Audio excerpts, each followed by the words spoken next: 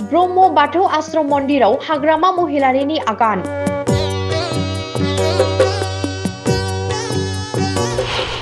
सुबाइजार बियाबनि श्री श्री महामनु मन्दिराव महिलारिया इसोरनाव आरज गाबदों।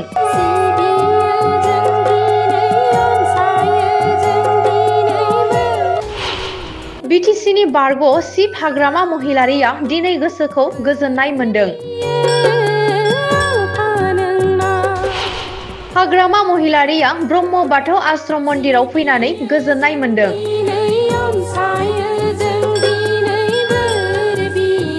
चिरां जिल्लानि सुबाइजार बियाबनि श्री श्री महामनु मन्दिराव हाग्रामा महिलारिया फैनो मोननानै गोसोखौ गोजोननाय मोन्दों आरो इसोरखौ आरज गाबनो मोननानै जाफुंसार जागोनखौ मिजिं खालामदों हाग्रामा महिलारिया।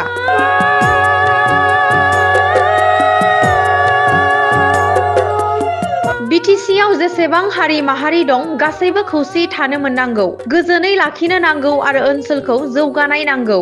फैगौ बिटिसि बिसायख'थियाव बिपिएफ राजखान्थि हान्जाया देरहासार जानानै बिपिएफ दोलोआ सरखार खुंनो हायो, बेनि थाखाय हाग्रामा महिलारिया इसोरनाव आरज गाबदों होनना खौरां बिजोङाव फोरमायो।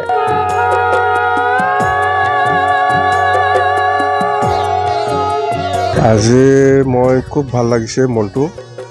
ব্ৰহ্ম বাথৌ আশ্ৰমত আহি পেলাই মই প্ৰাৰ্থনা কৰিবলৈ পাই, পূজা কৰিবলৈ পাই মই খুব ভাল লাগিছে মনটো। আৰু যেনেকুৱা মই প্ৰাৰ্থনা কৰিছোঁ সেইটো নিশ্চয় ছাকচেছ হ'ব নিচিনা লাগি আছোঁ মই। যে মই বিচাৰিছোঁ বিটিচি অঞ্চলত যিমান জাতি জনগোষ্ঠী আছে সকলোৱে একগোট থাকিব পাৰিব লাগে আৰু শান্তি বজাই ৰাখিব পাৰিব লাগে আৰু অঞ্চলৰ উন্নয়ন লাগে আমাক।